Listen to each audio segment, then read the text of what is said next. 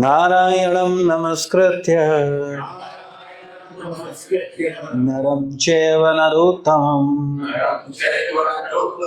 देवीं सरस्वतीं व्यासं ततो जयमुदीरये। नष्टेषु प्रायेषु भद्रेषु नित्यं भागवत सेवया भगवतुत्तम श्लोके भक्तवती निष्ठकी। श्रीमद् भागवतम स्कंद 7 अध्याय 7 श्लोक संख्या 15। हमारे साथ साथ बोलिए। ऋषि कारुणकस्तस्या प्रादा दुभ यमीश्वरः धर्मस्य तत्वं ज्ञानं च मामुपदेश्य निर्मलं ऋषिः कारुणिकस्तस्या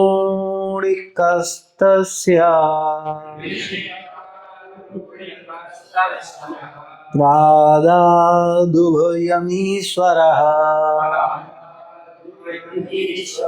धर्मस्य तत्त्वं ज्ञानं च मामुपदेश्य निर्मलम्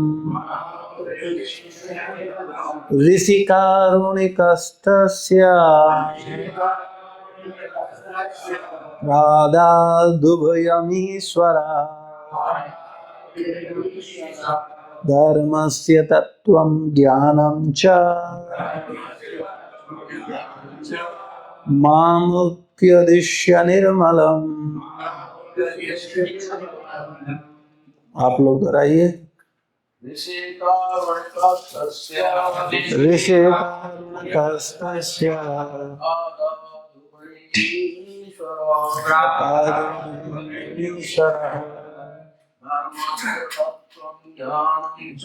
धर्मस्य तत्त्वं ज्ञानं च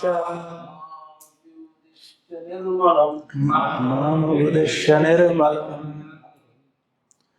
शब्दार्थ। ऋषि नारद मुनि कारुणिकः पतितों पर अत्यधिक स्नेहिल या कृपालु, तस्या उसको प्रदाता उपदेश दिया, उभयम दोनों को, ईश्वरः शक्तिमान नित्या ईश्वरः शक्तिमान नियंता नारद मुनि जो चाहें सो कर दें।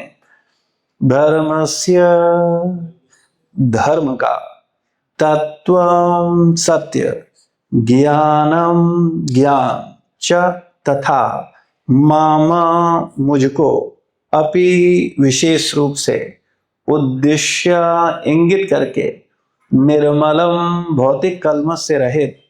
इस श्लोक का अर्थ तात्पर्य श्रील प्रभुपाद जी के द्वारा। श्रील प्रभुपाद की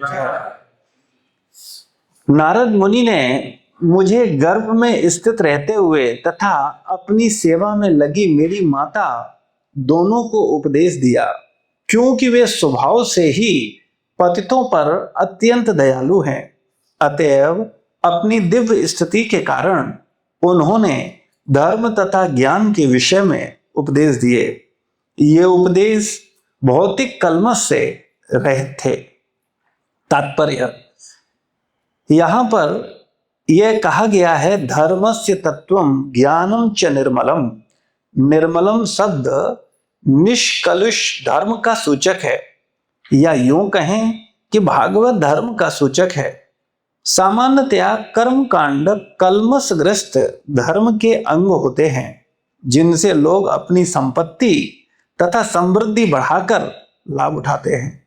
लेकिन कल्मशहीन शुद्ध धर्म में ईश्वर के साथ अपने संबंध को समझना एवं तदनुसार कर्म करना निहित है, जिससे जीवन का सर्वोच्च ध्येय तथा भगवत धाम की वापसी दोनों पूरे होते हैं। प्रहलाद महाराज ने उपदेश दिया कि जीवन के प्रारंभ से मनुष्य को भागवत धर्म के स्तर तक ऊपर उठना चाहिए। कौमारम आचरित प्राज्ञो धर्मान भागवतः इहि। भगवान स्वयं भी शुद्ध कल्मश रहित धर्म की बात करते हैं जब वे भगवत गीता 18:66 में कहते हैं, सर्वधर्मान परित्यज्य माम एकम शरणम व्रज। सारे धर्मों का परित्याग करके मेरी शरण में आ जाओ। मनुष्य को ईश्वर के साथ अपने संबंध को समझना चाहिए और तब उसी के अनुसार कर्म करना चाहिए। यही भागवत धर्म है। भागवत धर्म का अर्थ है भक्ति योग। वासुदेवे भगवती भक्ति योगा प्रयोजितः जनस्त्यासो वैराग्यम ज्ञानम च यद हेतुकम। पूर्ण पुरुषोत्तम भगवान श्री कृष्ण की भक्ति करके मनुष्य तुरंत ही अहेतुकी ज्ञान तथा संसार से विरक्ति प्राप्त कर लेता है। भागवत 1:2-7।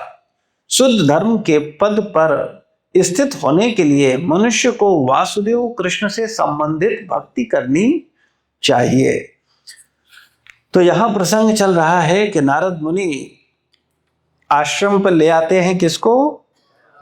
माता कयादु को, जो कि हिरण्याकश्यपु की पत्नी है और प्रहलाद महाराज की माता है।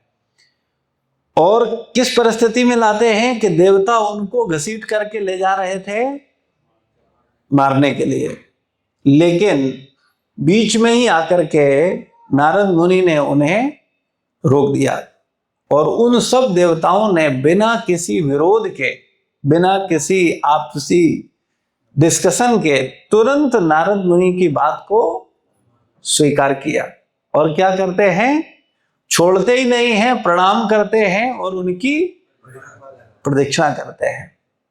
देवता इसीलिए सुरक्षित रहते हैं क्योंकि वो हमेशा ऋषियों की, गुरुजनों की बात को क्या करते हैं? प्रधानता देते हैं। जब तक कोई व्यक्ति गुरु और संतों की बातों को प्रधानता नहीं देगा, वो कभी देवत्व को प्राप्त नहीं हो सकता है। वो हमेशा कौन रहेगा? असुर ही रहेगा। असुर कौन होता है? असुर का मतलब क्या है? जो अपनी बात को खींचे, किसी की न सुने, अपने विचारों को थोपे, अपने ही मिथ्या अहंकार के कारण कहे कि यही सही है, ऐसे ही होना चाहिए, है ना। और इसका उदाहरण हम लोग कई बार चर्चा करते हैं कि हम लोग क्या सोचते हैं, हम लोग देवता हैं कि हम असुर हैं? ईमानदारी से स्वीकार करते हैं। कितने लोगों को लगता है हम असुर हैं? हाँ, ठीक है। तो जिनको सीरियल में फील होता है उन्हें कुछ साक्षात्कार है, और जो अपने को देवता मानते हैं उन्हें अभी अपने ऊपर बहुत काम करने की जरूरत है, क्योंकि समझना पड़ेगा हम हैं असुर लेकिन हम अपने आप को मानते हैं देवता। अब जितने लोग देवता मानते हैं, मान लो बहुत से लोगों ने खड़ा किया कि असुर है, और बहुत से लोगों ने हाथ खड़ा नहीं किया क्योंकि उनको लगता है ये थोड़ा हार्ड है, हम असुर नहीं हैं, हम तो देवता है। तो अच्छा, चलो आप लोगों से पूछते हैं, अगर आप लोग उस परिस्थिति पे होते, सेम देवता, आप देवता हैं चूंकि, और आप देवता हैं और आप अपने शत्रु की पत्नी को, हिरण्याकश्यपु कैसा शत्रु है आप समझ सकते हैं कि वो पूरा शासन करने वाला है, आपकी घर संपत्ति को छीनने वाला है, आपके घर पर राज्य करने वाला है, आपको मारने वाला है। ऐसे व्यक्ति की पत्नी को और उसके बच्चे को आप सोच रहे हो कि अभी इसका बच्चा पैदा होगा तो इसकी शक्ति और कैसी हो जाएगी? बढ़ जाएगी।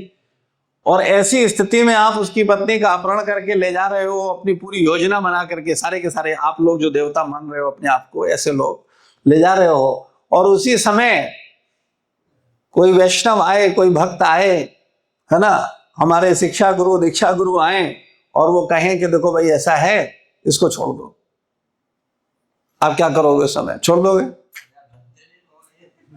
उल्टा समझाएंगे, उल्टा समझाएंगे। हम क्या कहेंगे? क्या बात करते हो आप? ऐसा थोड़ी, आपको पता है कि हम झेलना हमको पड़ेगा, आप तो भजन करते रहोगे एक तरफ। परेशानी तो अपने को होगी, अपने भी ऊपर क्या बीतने वाली आपको पता है कुछ? हम लोग बात मानते हैं? बताओ, नारद मुनि देवताओं की जगह अगर आप जो अपने को देवता मान रहे हो, अगर वो लोग होते और नारद मुनि जाकर के बोलते कि भाई ऐसा करो, आप लोग सब इनको छोड़ दो, तो पहले तो बड़ा आपस में डिस्कशन होता, ठीक है, और सारे असुरों में 2 ग्रुप बन जाते। एक लोग बोलते देखो बात माननी चाहिए, लेकिन देखो प्रॉब्लम है, ऐसे बात मानने से नुकसान अपना होगा, ठीक है। और दूसरे लोग होते वो कहते बात मानने वाली ही नहीं है, इन्हें अब कोई पता है क्या नहीं है क्या नहीं, अपन से पूछो अपन कितना संघर्ष करते हैं, ये तो चुपचाप माला कर रहे हैं, इन्हें थोड़ी कोई फर्क पड़ता है। तो हम लोग कुल मिलाकर के मानने वाले नहीं थे, और प्रणाम करते और प्रदक्षिणा करते ये तो संभव ही नहीं था, है ना। तो हम सोच सकते हैं, हमें देखो कथाएं क्या हैं, ये भागवत क्या है, ये गीता क्या है, हमने कई बार आप लोगों को बताया। ये क्या है? दर्पण। आप लोग ध्यान से सुनते नहीं हो। दर्पण है। दर्पण मतलब क्या है? दर्पण में क्या देखते हैं हम लोग? शीशे में क्या देखते हो आप? दर्पण में अपना ये चेहरा दिखता है ना, साफ है कि नहीं है, मूंछ है कि नहीं है ना, ये सब चीजें इसमें दिखती हैं। और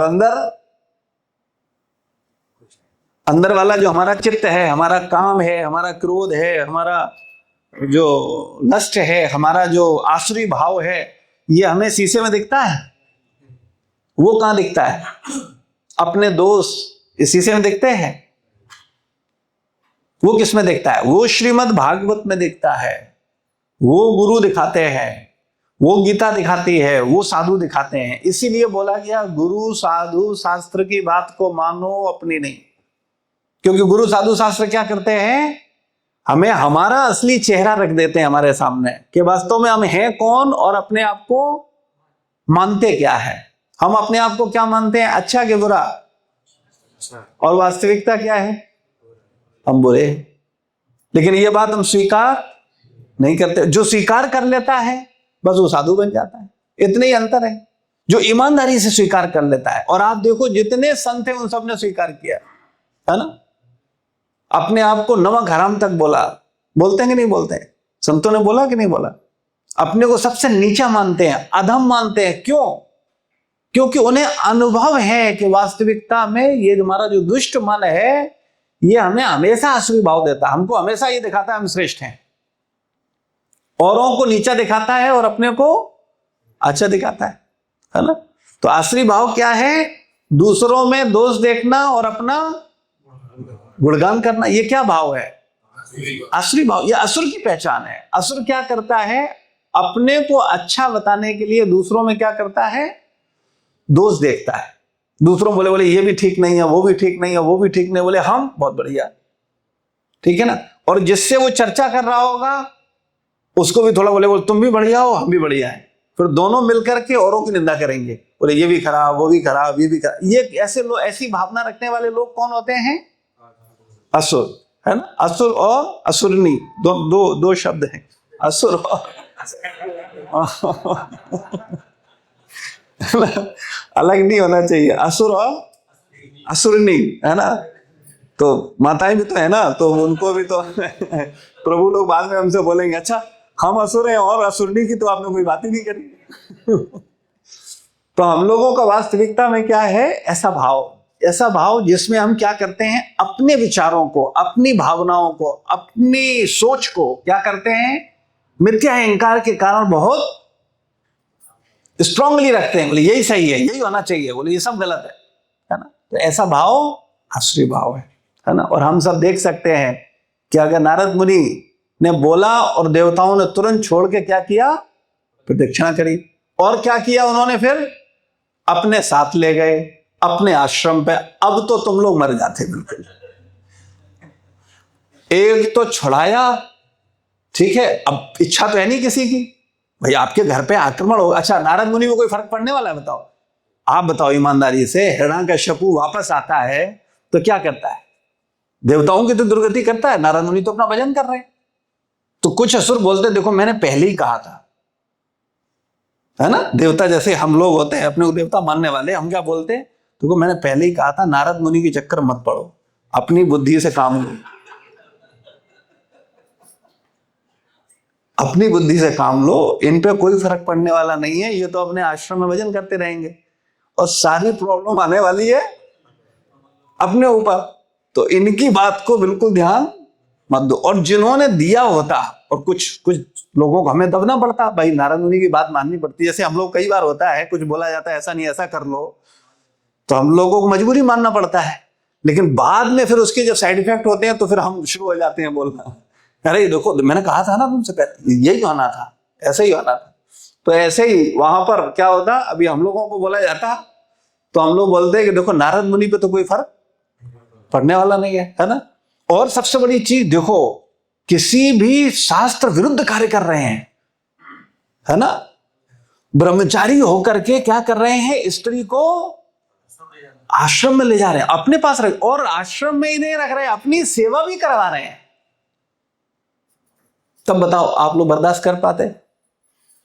अभी तो एकदम बहिष्कार कर देते, बोले नारद मुनि का हम बहिष्कार करते हैं और हम बृहस्पति मुनि के पास चलते हैं, उनसे चर्चा करेंगे चल के कि ये आदमी ठीक नहीं है, ये शास्त्र विरोधी काम कर रहा है और हम पर शासन कर रहा है, देव ऋषि पद पर रहने के योग्य नहीं है। हम लोगों को मिल करके उसको देव ऋषि पद से क्या करना है, हटाना है। तो हम लोग ऐसा करते कि नहीं करते? तो हम लोग कौन है, असुर। अपने को अगर पहचान जाए हम ईमानदारी से, तो ईमानदारी से हम अपने ऊपर काम कर सकते हैं, सच में हम देवता बन सकते हैं, सच में हमारा कल्याण हो सकता है, सच में हम बुद्धिमान बन सकते हैं। लेकिन चूंकि हम लोग मूर्ख हैं और हम मानते नहीं, यही हमारी समस्या है ना।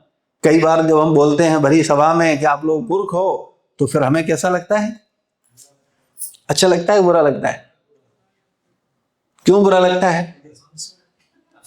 नहीं, क्योंकि मूर्ख हैं इसलिए बुरा। अच्छा मुझे एक चीज बताओ, कोई चोर है, ठीक है, और उससे कोई चोर हो तुम, तो क्या करेगा, बुरा मानेगा। और चोर नहीं है कोई, और उसे कोई बोले तुम चोर हो, उसे कोई फर्क पड़ेगा? क्योंकि वो कहेगा भाई हम तो है ही नहीं चोर, तो हमें क्या फर्क पड़ता है। तो बुरा कौन मानता है, जो होता है। तो जब भरी सभा में बोला जाता है बोले तुम मूर्ख हो, तो हम क्या बोलते हैं, अरे कोई बात है। और फिर ये बोल दिया जाए बोले मूर्ख हो नहीं, अब हम मूर्ख बनाएंगे तुम्हें, और बुरा लग जाता। तो बहुत बुरा लग जाता है। अब मूर्ख बनाएंगे मतलब क्या है ना। कई बार लोग बोलते भी हैं, बोले देखो उधर मत जाया करो, इस्कॉन वाले मूर्ख बनाते हैं, बहुत बेवकूफ बनाते हैं, ब्रेन वॉश कर देते हैं, मूर्ख बनाते हैं। आपस में पूरी षड्यंत्र चलता, पूरी योजनाएं चलती हैं बाहर समाज में। बोले नहीं भक्तों के पास मत जाना, ये जो जितने प्रभु लोग हैं इन लोगों के पास मत जाना, ये क्या करते हैं, बेवकूफ बनाते हैं। ठीक है, तो बेवकूफी को समझो। भगवत गीता में कैसे बेवकूफ कहा गया, कैसे बुद्धिमान कहा गया, किसकी नजर में कौन बेवकूफ है, किसकी नजर में कौन बुद्धिमान है। भगवत गीता भगवान क्या कह रहे हैं, भगवान की बात बताओ, याद है किसी को?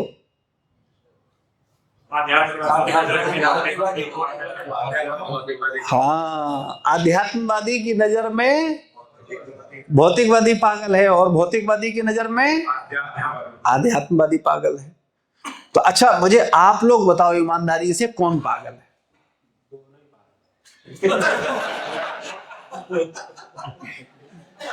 कैसे दोनों पागल?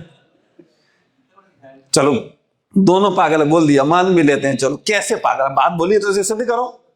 कोई संसारी दुनिया में पागल है और कोई आध्यात्मिक दुनिया में पागल है। हाँ, मतलब एक दूसरे की नजर में पागल हैं, लेकिन वास्तव में पागल कौन है, प्रश्न ये है। इन दोनों में एक दूसरे की नजर में तो दोनों ही पागल हैं, उसकी नजर में ये पागल है और उसकी नजर में वो पागल है, लेकिन वास्तव में पागल कौन है, ये क्या लगता है आपको? आध्यात्मवादी पागल है या भौतिकवादी पागल है? क्यों भौतिकवादी पागल है? भाई हर बात को अगर बोलो तो फिर स्ट्रांगली आपके पास तर्क होने चाहिए, जिससे कि आप बता सको कि हाँ भाई भौतिकवादी पागल है। भौतिकवादी का मतलब क्या है, पहले तो ये चलो क्लियर करो, एक एक बात क्लियर होनी चाहिए। ठीक है, भौतिकवादी मतलब क्या है? शरीर से संबंधित चीजों में लगा, जो शरीर और शरीर से संबंधी चीजों में ही केवल लगा हुआ है और उन्हीं के पीछे झगड़ा कर रहा है, अपने को श्रेष्ठ मान रहा है, अपने विचारों को श्रेष्ठ मान रहा है, अपनी ही सोच को श्रेष्ठ मान रहा है, उसको क्या बोलेंगे? भौतिकवादी। ठीक है, और इसके विपरीत आध्यात्मवादी, आध्यात्मवादी कौन है? जो गुरु साधु शास्त्र के अनुसार कार्य करे और सत्य को समझे और भगवान की प्रसन्नता के लिए, भगवान की इंद्रिय तृप्ति के लिए, भगवान को संतुष्ट करने के लिए, गुरु को संतुष्ट करने के लिए, वैष्णवों को संतुष्ट करने के लिए कार्य करे, उसको बोलते हैं आध्यात्मवादी। और भौतिकवादी कौन है? जो केवल अपनी इंद्रिय तृप्ति और अपने निज जनों की इंद्रिय तृप्ति के विषय में सोचे, उसको बोलते हैं भौतिकवादी। जो केवल अपनी इंद्रिय तृप्ति और अपने निज जन, अपने परिवारी जन, अपनी पत्नी, बच्चे, इनकी इंद्रिय तृप्ति के विषय में सोचे, उसको बोलते हैं भौतिकवादी। और आध्यात्मवादी का मतलब है जो भगवान की, गुरु की, वैष्णवों की इंद्रिय तृप्ति के विषय में सोचे, उसे बोलते हैं आध्यात्मवादी। समझ में आ रही है बात? भौतिकवादी, अच्छा आध्यात्मवादी में ऐसा नहीं है कि आध्यात्मवादी अपनी पत्नी, अपने बच्चों का नहीं केयर करेगा, लेकिन उसके साथ साथ जितना ध्यान वो अपनी पत्नी का रखेगा, बच्चों का रखेगा, उतना ही ध्यान गुरु का रखेगा, बल्कि उनसे ज्यादा महत्व देगा और भगवान को रखेगा, भगवान का ध्यान देगा। उसको बोला जाएगा आध्यात्मवादी। बड़ी सीधी सीधी सरल सरल परिभाषाएं हैं, ये अगर हमें समझ आ जाए तो मेरा जीवन वास्तविकता में एक सही डायरेक्शन में आगे बढ़ सकता है। तो आध्यात्मवादी की नजर में क्या है? भौतिकवादी पागल। क्यों पागल है? क्योंकि उसको लग रहा है कि ये तो केवल पत्नी और बच्चा और अपने शरीर की इंद्रिय तृप्ति में लगा है, ये तो कोई ऐसा कर्म क्रिएट कर ही नहीं रहा है जिससे इसका आने वाला जीवन अच्छा हो। ये तो केवल पशुवत चेतना में है। जैसे कुत्तों को, कभी आपने देखा कुत्तों का कोई गुरु होता है? कुत्तों का कोई भगवान होता है? कुत्तों का कोई वैष्णव यानी सेवा करने वाला समाज होता है? नहीं। तो ये तो पशुवत जीवन जी रहे हैं, कुत्ते बिल्लियों की तरह जीवन जी रहे हैं। ये भौतिकवादी जो लोग हैं, ये कुत्ते बिल्ली वाला जीवन जो है, ये बुद्धिमत्ता का जीवन कहाँ है? ये मनुष्य वाला जीवन ही नहीं है। मनुष्य बुद्धि प्राप्त करके ये पशुवत आचरण कर रहे हैं, तो ये तो बिल्कुल मूर्ख है। पशुओं को क्या बोला गया? मूढ़ योनिषु। पशुओं को गीता क्या बोलती है? मूढ़ योनि। अब ये भौतिकवादियों को मूढ़ क्यों बोला गया? क्योंकि मूढ़ इसलिए है कि ये केवल पत्नी और अपने शरीर और अपने बच्चों की इंद्रिय तृप्ति में लगे रहते हैं। बस इनका एक सूत्री कार्यक्रम होता है कि ये केवल, जैसे पशु क्या करता है, अपने बच्चे और उसका अपना परिवार, बस इससे ऊपर उसकी सोच नहीं होती। तो ऐसी सोच रखने वालों को क्या बोला गया? मूढ़। भगवान बोल रहे हैं मूढ़, मूढ़ है ये। और इसके विपरीत बुद्धिमान कौन है? जो अपने ऐसे कर्म क्रिएट कर रहे हैं जो कि उनको इस जीवन में तो आनंद देंगे ही देंगे, आने वाला जीवन भी उनका कैसा होगा?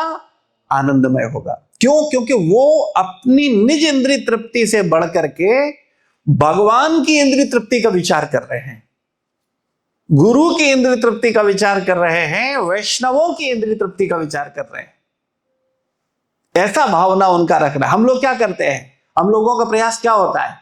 भौतिकवादी लोगों का प्रयास क्या होता है? बोले बढ़िया कपड़ा पहनेंगे, ऐसा पहनेंगे, बोले 20,000 का होना चाहिए, है ना। और भक्तों का क्या भाव होता है? हम अपना भगवान को 1 लाख का पहनाएंगे, 1.5 लाख का पहनाएंगे, है ना। वो भगवान पहन तो भगवान रहे हैं, अभी 1.5 लाख रुपए किसी से मांगो, इकट्ठा करो, करके भगवान को पहनाओ, तुमको कौन सा खुशी होगा? भौतिकवादी की नजर में वो पागल हो गया कि नहीं हो गया? तो पागल है कि क्या कर रहा है?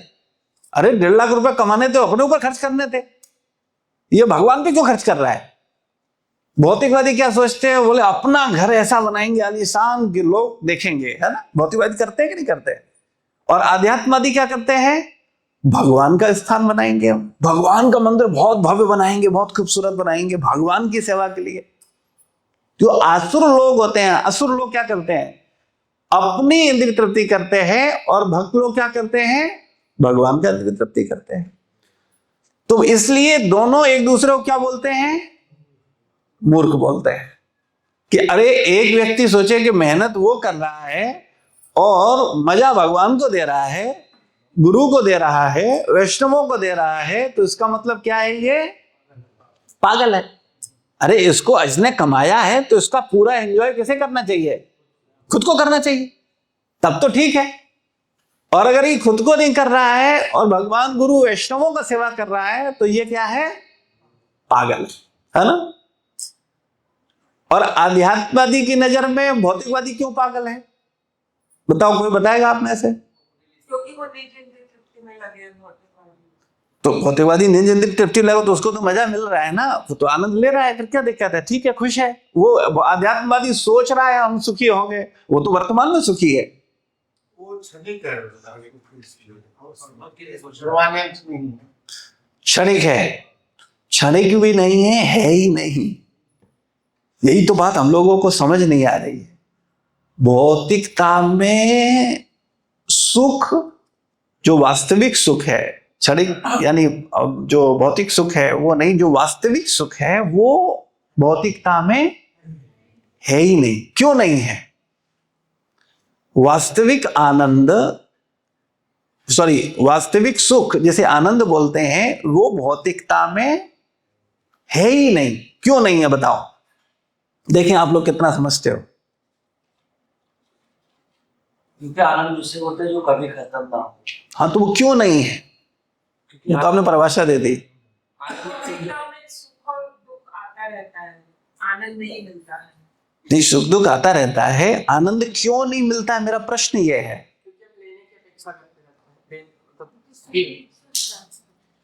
आनंद के जो मूल स्रोत है कृष्ण, वो उस जगह पे नहीं है, इसलिए आनंद से संबंधित कोई चीज नहीं, सीधा सीधा उत्तर है। लेना चाहते हो उसका कोई हाँ, मतलब आपने बोल रहे हैं, लेकिन जो शब्द है एग्जैक्ट वो है, आपने परिभाषा अभी प्रभु ने बिल्कुल सही दी है, लेकिन उसका शब्द है प्रेम। इस भौतिक जगत में प्रेम नहीं है। हाँ, क्यों? लेना, हम भौतिक जगत में क्या चाहते हैं? लेना और देना, लेना देना, और देना नहीं चाहते, लेकिन चूंकि लिया है तो देना पड़ता है। बड़े ध्यान से समझो बात को, अगर समझ में आ जाएगा, बुद्धि खुल जाएगी तुम्हारी, अगर खोलना चाहो तो। इस भौतिक जगत में कोई किसी को कुछ देना चाहता नहीं है, लेकिन चूंकि उसे लेना है इसलिए देना पड़ता है। तो इस संसार में प्रेम नहीं। प्रेम का मतलब क्या है? देना देना देना और सिर्फ देते रहना। प्रेम का मतलब, प्रेम की परिभाषा बड़ी सरल परिभाषा समझ लो, देना देना देना, सिर्फ देते रहना, इसे क्या बोलते हैं? प्रेम बोलते हैं। अब बताओ तुम्हें ऐसा कौन करता है? कोई करता है? कितने लोगों को लगता है कि पति करता है? बताओ, करता है? बताओ भाई, मेरा मत है, पति करता है? हाँ रवि प्रभु, आप बताओ भाई, पत्नी करती है? आपने बताया ना, तो वही है।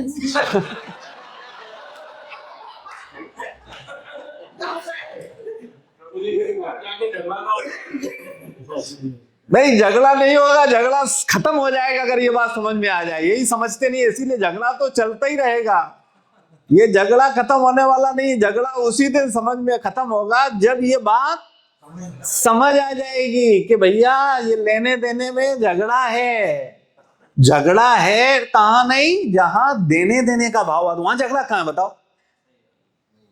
जहां देने देने का भाव उत्पन्न हो जाए सबके अंदर, वहां झगड़ा हो सकता है। हम लोगों को झगड़ा क्यों होता है? लेन देन के कारण।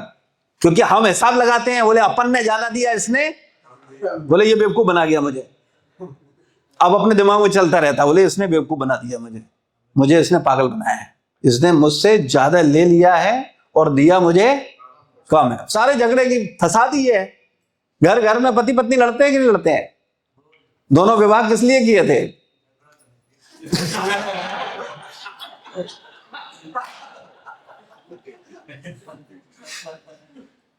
प्रेम के लिए, झगड़े के लिए? बताओ भाई।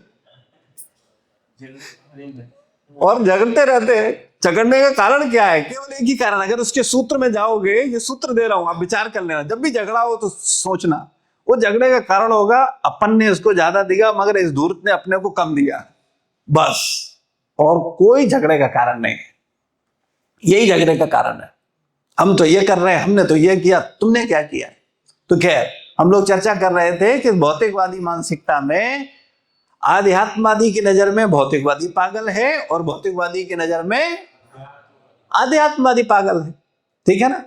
तो दोनों एक दूसरे को पागल बोलते हैं, लेकिन वास्तव में पागल कौन है?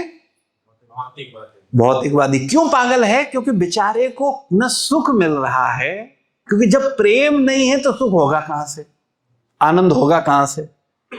आनंद तो वहां है जहां प्रेम है, और इस भौतिक जगत में प्रेम है नहीं। ये तो बात समझ में आ रही कि नहीं आ रही? किसी को नहीं समझ में आया तो थोड़ा और एक्सप्लेन करें। ये क्लियर हो गया कि नहीं हो गया कि भौतिक जगत में प्रेम है कि नहीं है?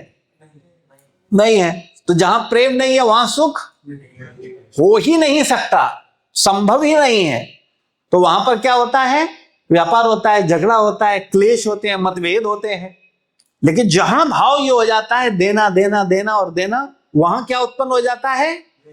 प्रेम उत्पन्न हो जाता है। जहां देने का भाव आ गया किसी के अंदर, प्रेम हो गया। और यही सिद्धि है। आसान है किसी के अंदर, ले आओ अपने अंदर देने देने का भाव। है ताकत तुम में?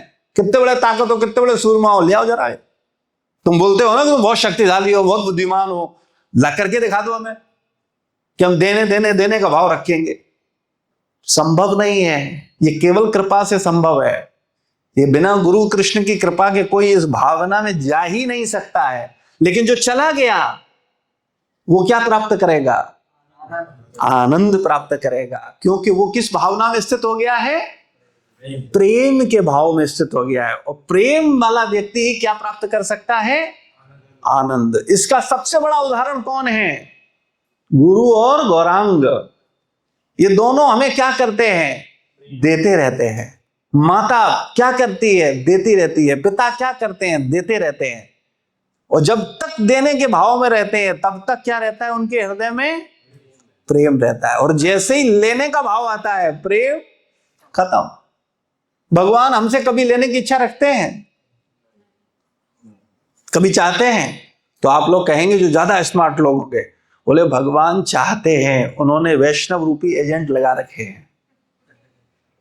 बोले ये समझा समझा के भगवान तक पहुंचाते रहते हैं। इस भगवान की सब व्यवस्था है। भगवान बड़े चालू हुए, है ना? क्योंकि हम जैसे हैं वैसे ही तो हमें दिखेगा। जो जैसा, अच्छा एक धूर्त को क्या दिखते हैं? सब दूर दिखते हैं। और एक सरल व्यक्ति को सब सरल दिखते हैं। भाई जैसा चश्मा है, हमारे हरा चश्मा है तो हमें क्या दिखेगा? हरा दिखेगा। पीला चश्मा है तो पीला दिखेगा। और अगर ट्रांसपेरेंट चश्मा है तब क्या दिखेगा? जो जैसा है वो दिखेगा। तो हम लोग ट्रांसपेरेंट हैं, बस यही प्रॉब्लम है। इसीलिए हमें जो जैसा है वैसा वो दिखता नहीं है। हमने जैसा चश्मा लगा रखा है। अगर हम धूर्त हैं तो हमको हमारी चश्मा कैसा लगा हुआ है? धूर्तता का। तो हमें सब धूर्त दिखेंगे। और अगर हमारे अंदर प्रेम का चश्मा है तब हमें क्या लगेगा? सब प्रेम दिखेगा। तो सारा खेल दृष्टि का है। जैसी दृष्टि वैसी सृष्टि। आप सृष्टि को बदल सकते हो, आप में क्षमता है। लेकिन कैसे? दृष्टि को बदल करके। लेकिन हम लोग क्या करते हैं? सृष्टि बदलने में लगे रहते हैं। दृष्टि पर कोई ध्यान ही नहीं है। काम बनेगा किससे? दृष्टि से। और लगे रहते हैं हम सृष्टि में और गाते रहते हैं हम होंगे कामयाब एक। और वो दिन आता नहीं है, 4 कंधों पे लद के चला जाता है शमशान व्यक्ति। और वहां पीछे पीछे लोग बोलते रहते हैं राम नाम सत्य है। बस हो गया, कोई फायदा नहीं होना। अच्छा ईमानदारी बताओ, जब से पैदा हुए हो संभाला है और आने वाले समय तक क्या योजना बना रहे हो? दृष्टि बदलने की कि सृष्टि बदलने की? बदलेगी। काहे को? पागल हो कि बुद्धिमान हो? वही तो हम बताना चाह रहे हैं। हम तो 1000 तरीके से सिद्ध कर सकते हैं कि आप मूर्ख हो। मानो तो सही। मानोगे नहीं तो काम बनेगा नहीं। मान जाओगे काम बन जाएगा। प्रॉब्लम हमारी है, हम हैं मूर्ख लेकिन मानते नहीं है। हम बिल्कुल नहीं मानते। बोले नहीं कैसे मूर्ख है, हम बुद्धिमान हैं। हमारे पास 50 तर्क हैं अपने को बुद्धिमान बोलने के, और हमारे पास 1000 तर्क हैं आपको मूर्ख बनाने के, ठीक है ना।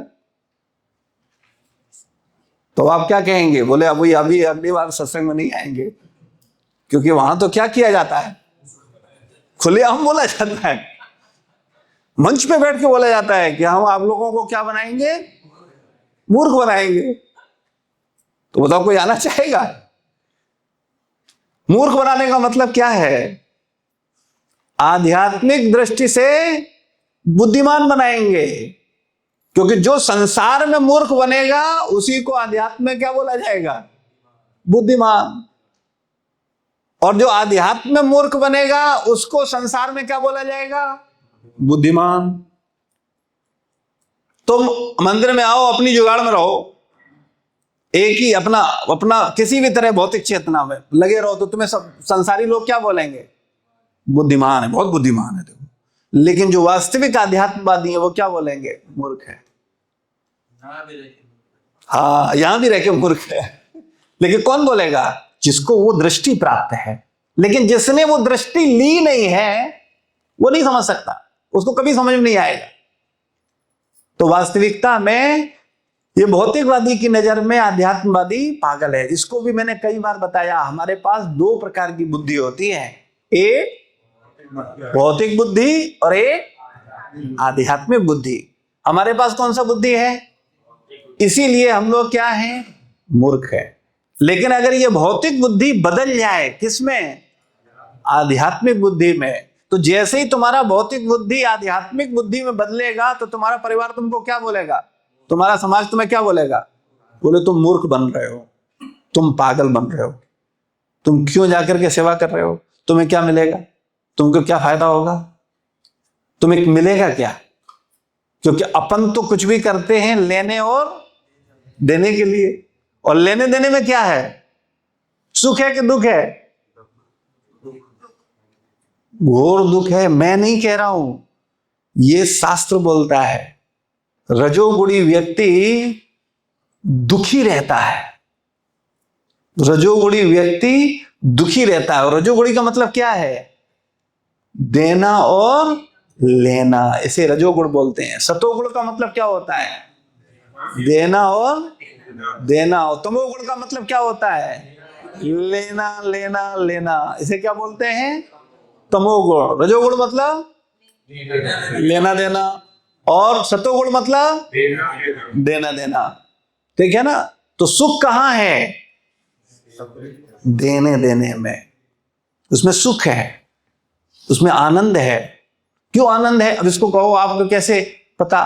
देखो, हम आप लोगों को जो आध्यात्मिक चेतना देते हैं, मुझे कोई अपेक्षा नहीं है, तुम मुझे गाली दो, मुझसे ईर्ष्या करो, मुझे सेवा करो नहीं करो, मुझे कोई फर्क नहीं पड़ता है।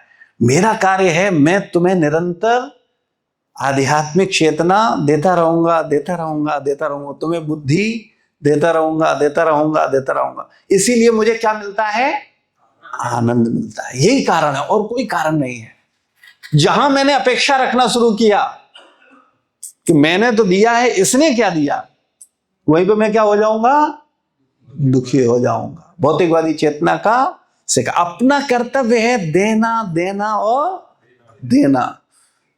जो जिसके पास है उसको वो क्या करना चाहिए, देना चाहिए। जिसके पास जो कुछ है, किसी के पास धन है तो उसे धन देना चाहिए, किसी के पास तन है तो उसे तन देना चाहिए, किसी के पास ज्ञान है तो उसे ज्ञान देना चाहिए, किसी के पास सामर्थ्य है तो उसे अपनी सामर्थ्य, जो जिसके पास है उसको क्या करना चाहिए, देना चाहिए। अच्छा, देने से फायदा क्या होता है, एक और गहरा सिद्धांत दे रहा हूं, बुद्धिमान हो तो पकड़ो। देने से फायदा क्या होता है, हाँ, वो बढ़ेगी। आप देखे देखो, जो जितना देता है उसके पास वो चीज उतनी बढ़ती है। ये एक्सपीरियंस की बात है, अनुभव की बात है। इसको आपको उदाहरण दे, कोई भौतिकवादी दिमाग लगाएगा, वो कहेगा अरे देने से खर्च होता है, बढ़ता कहां से, भाई हमारे अकाउंट में 10 लाख रुपए पड़े, हम 10 लाख दे दें तो बढ़ गए कि घट गए बताओ। क्योंकि हम अपना दिमाग लगाते हैं, प्रॉब्लम हमारी है। पांडवों ने क्या किया, जब राजस्व यज्ञ किया युधिष्ठिर महाराज ने, तो जहां दान देने की व्यवस्था थी वहां किसे बिठाया, पता है आपको किसको बिठाया? दुर्योधन को। क्योंकि दुर्योधन ने क्या सोचा, बोले इनका सब लुटा देते हैं भाई, किसी द्वेष करने वाले व्यक्ति को दान वाले स्थान में बिठा दो। बोले खजाना ये खुला हुआ है, ये खजाना है और इसको आपको क्या करना है, देना है। अभी दुर्योधन को अपना तो देना नहीं है, किसका देना है? पांडवों को देना है। तो भगवान तो बुद्धिमान थे और पांडव भी बुद्धिमान थे भगवान के बात को मानने के कारण, तो उन्होंने बिठा दिया किसको? अब दुर्योधन लगा पूरी शक्ति के साथ, बोले इन पांडवों को भिखारी बना रहे थे। बोले बिल्कुल सही सेवा दी है, वो भी खुश पड़ा, तो मुझे परफेक्ट सेवा मिली है। और उसने क्या किया, भर भर के लोगों को दे रहा है। लेकिन जितना वो दे रहा है उतना ही आ रहा है, क्योंकि आता कहां से है?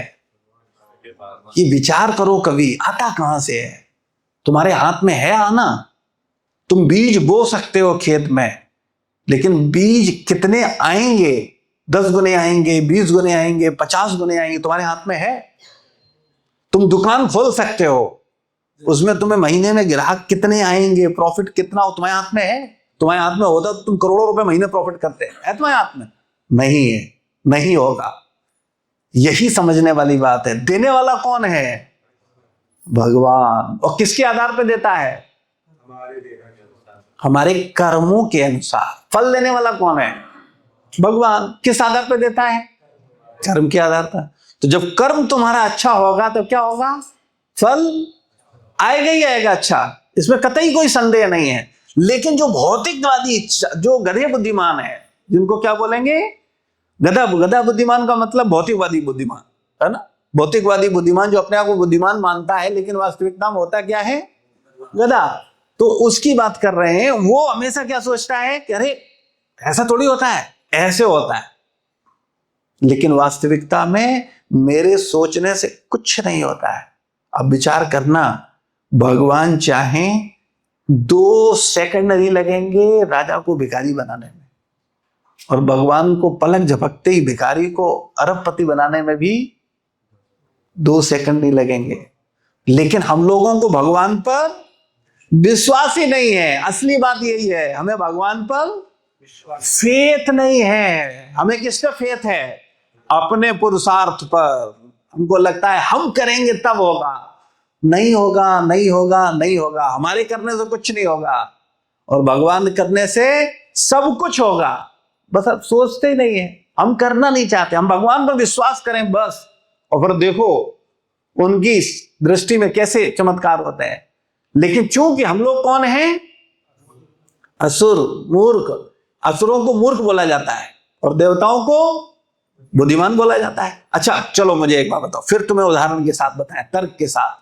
हिरण्यकशिपु बुद्धिमान है या देवता बुद्धिमान है? बताओ। क्यों बुद्धिमान है? गुरु के सूर्य। हाँ, तो इसीलिए क्या हुआ? देवता परेशान जरूर हुए, लेकिन अंतोगत्वा विजय देवताओं की हुई और हिरण्यकशिपु मारा गया। तो असुरों को तो मरना ही है, दुखी हो के मरेंगे, उन्हें सुख मिलने वाला नहीं है। ये बात जितनी जल्दी दिमाग में आ जाएगी, आप वास्तव में सुखी होने के लिए प्रयास ईमानदारी से शुरू कर दोगे। और जब ईमानदारी से आप शुरू करोगे तो आपको उसके परिणाम जीते जी मिलेंगे। भाई इस भौतिक जगत में मैं बार बार बोलता हूं आप लोगों को, बड़े स्ट्रांगली बोलता हूं, बड़े दम के साथ बोलता हूं कि तुमने अभी तक अपना जीवन किस भावना से जिया है? आसुरी भाव से या दैवी भाव से? तो कुछ दिन के लिए स्वीकार कर लो दैवी भाव, क्या मुश्किल है? ज्यादा नहीं, साल भर के लिए, 6 महीने के लिए करके देखो,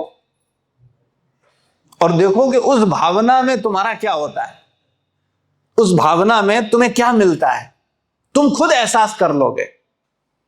देने में सुख है या लेने में सुख है। अच्छा चलो माताओं को एक उदाहरण समझाएं, जिससे माताएं बिल्कुल क्लियर समझ जाए। इसे पिता लोग नहीं समझ पाएंगे, माता समझ पाएंगे। माता पिता के साथ संबंध मेरा क्या होता है? लेने लेने का, ठीक है ना। पति के साथ, पत्नी के साथ संबंध कैसा होता है? पति के साथ संबंध क्या होता है? लेने देने का। और बच्ची के साथ संबंध क्या होता है? अनुभव है? ईमानदारी से बताना, आपको प्यार पति पे ज्यादा आता है, बच्चे पे ज्यादा आता है, या माँ बाप पे ज्यादा आता है? सीधा सिद्धांत है। समझना चाहो तो इतनी सी देर है, नहीं समझना है तो बने रहो मूर्ख। समझो तो इतनी सी बात, इतनी सी, यूं समझ सकते हो, नहीं समझना मत समझो, बने रहो बेवकूफ। एक मां को, जो आपने जयंत को जन्म दिया, ठीक है, जयंत पेट में था, लात भी मारता था पेट में, पीड़ा भी होती थी, बच्चा पेट में होता है लात मारता ही है मां को, है ना, पीड़ा भी होती है, परेशान, फिर वो जन्म लेता है। अभी जन्म लेता तो क्या आपको रात रात में जागना पड़ता था कि नहीं? उसको नहलाना पड़ता था, मल भी उसका साफ करते थे, उसको सब सेवा करते थे। लेकिन उस सेवा में आपको क्या लगता था? अनुभव किया है? कितनी माओ ने अनुभव किया है?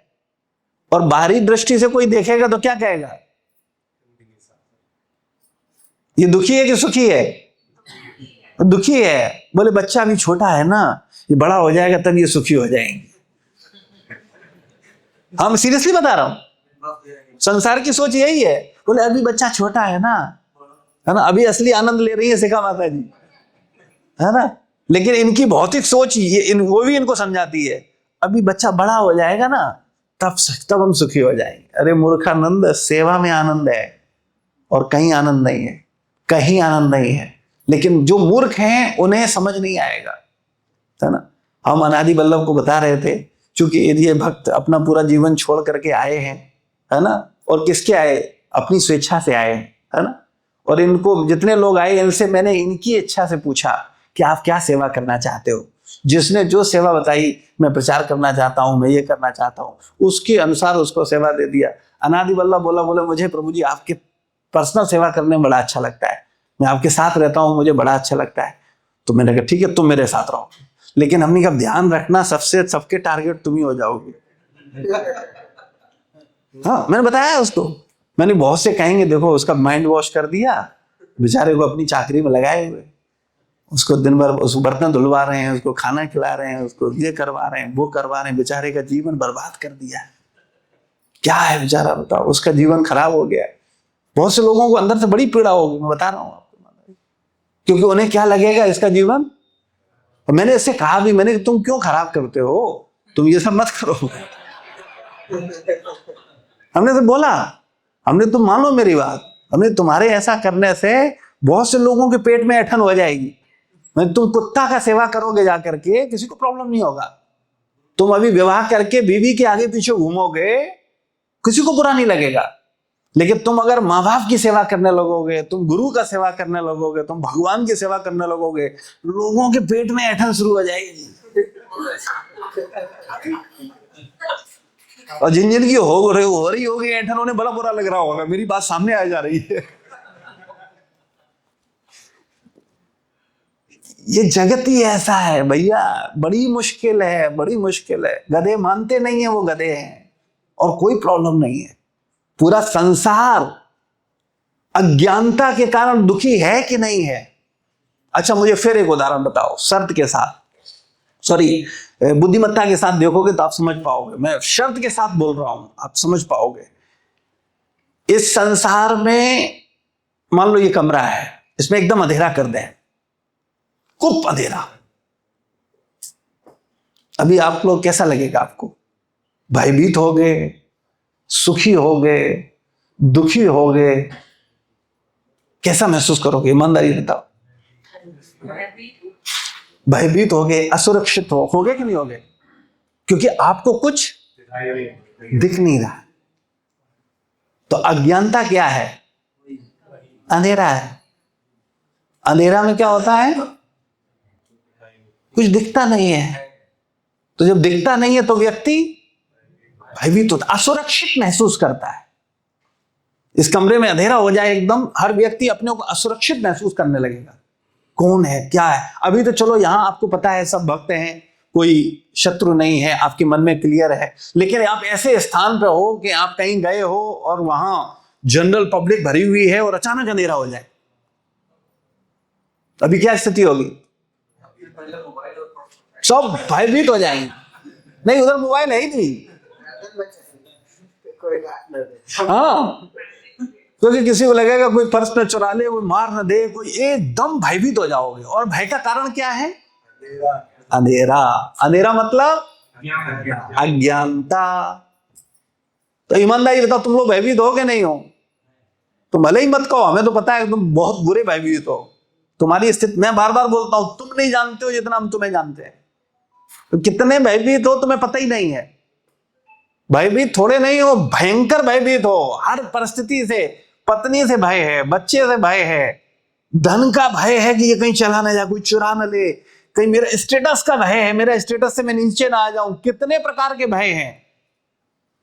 और इतने भयों को हम झेल रहे हैं किसके कारण? अज्ञानता के कारण, बस। लेकिन अगर सही बात को हम समझ पाए तो हम वास्तव में प्रकाश में आ सकते हैं। और जैसे ही प्रकाश होता है वैसे ही भय क्या होता है? खत्म हो जाता है। क्योंकि आपको समझ में आता है, अरे ये है, मैं अरे इनको भी जानता हूं, इनको भी जानता हूं, ये कोई बदमाश थोड़ी है, कोई रिवॉल्वर तमंचा थोड़ी लिए हुए हैं लोग हैं, इनसे डरने की क्या जरूरत है? क्योंकि अब आपको दिख रहा है कि ये व्यक्ति ठीक है, और जिनसे डर है उनसे आप सावधान हो जाओगे, क्योंकि आपको दिख रहा है। तो ज्ञान क्या करता है? आपको दिखा देता है किससे आपको सावधान रहना है और किससे आपको डरना है, किससे आप अपनी सुरक्षा करनी है, आपको पता चल जाता है। लेकिन जो अज्ञानी होता है वो हर व्यक्ति से अपनी रक्षा करना चाहता है। तो कहने का तात्पर्य है, ये जो आसुरी भाव है ये क्या है? अज्ञानता है। और दैवी भाव ज्ञान की स्थिति है, और भक्त भाव ज्ञान की पराकाष्ठा है। तो वास्तव में हमें किस चेतना में जाना है, ये डिसीजन हमारा है। कोई किसी को जबरदस्ती नहीं ले जा सकता, कोई किसी को सुधार नहीं सकता है। अगर वो खुद नहीं सुधरना चाहता है, किसी के माई के लाल में ताकत नहीं है, यहां तक कि कृष्ण में भी ताकत नहीं है वो उसे सुधार दें।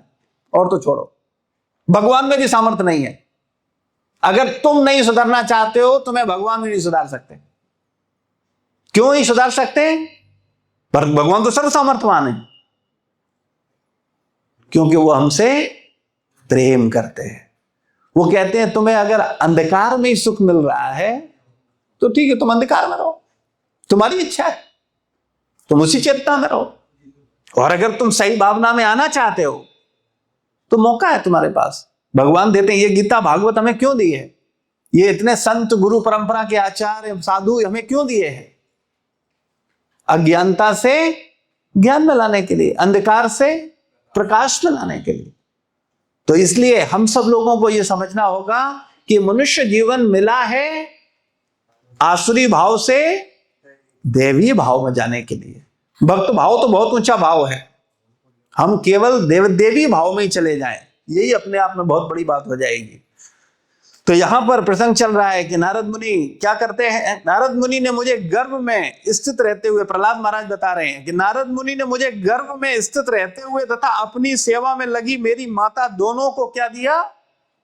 उपदेश दिया। चूंकि वे स्वभाव से ही पतितों पर अत्यंत दयालु हैं। जो साधु है उसका क्या स्वभाव होता है?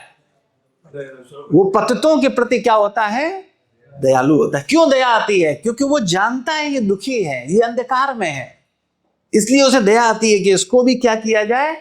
प्रकाश में लाया जाए। इसीलिए प्रचार किया जाता है। बार बार बोलते हैं आप प्रचार करो, प्रचार करो। प्रभुपाद जी ने क्यों बोला प्रचार करो? गुरु महाराज ने क्यों बोला प्रचार करो? चैतन्य महाप्रभु ने क्यों बोला जो स्वयं श्री कृष्ण प्रचार करो? और भगवान स्वयं बोलते हैं कि जो अन्यों को यह ज्ञान देता है वो मुझे सबसे अधिक प्रिय है। क्यों? क्योंकि भगवान चाहते हैं कि लोग सब सुखी हो जाए। ये जो दुखी लोग हैं ये लोग क्या हो जाए? वास्तव में सुखी हो जाए। लेकिन ये सुखी कैसे हो सकते हैं? ये सुखी केवल तब हो सकते हैं जब ये क्या करेंगे? सर्वधर्मान परित्यज्य मम एकम शरणम व्रज। ये जिसने कर लिया वो मुक्त हो जाएगा।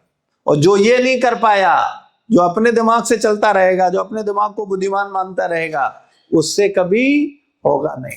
तो हम लोगों को इन सब विषयों को समझना चाहिए। बड़ा सुंदर है कारुणिक। कारुणिक का मतलब क्या होता है? कारुणिक मतलब सोचते हैं करुणा सुनी है ना? कारुणिक शब्द आ रहा है संस्कृत में। कारुणिक का मतलब है पतितों पर अत्यधिक स्नेहिल या कृपालु। जो पतित हैं उन पर क्या होते हैं? अत्यधिक कृपालु, स्नेहिल। कौन?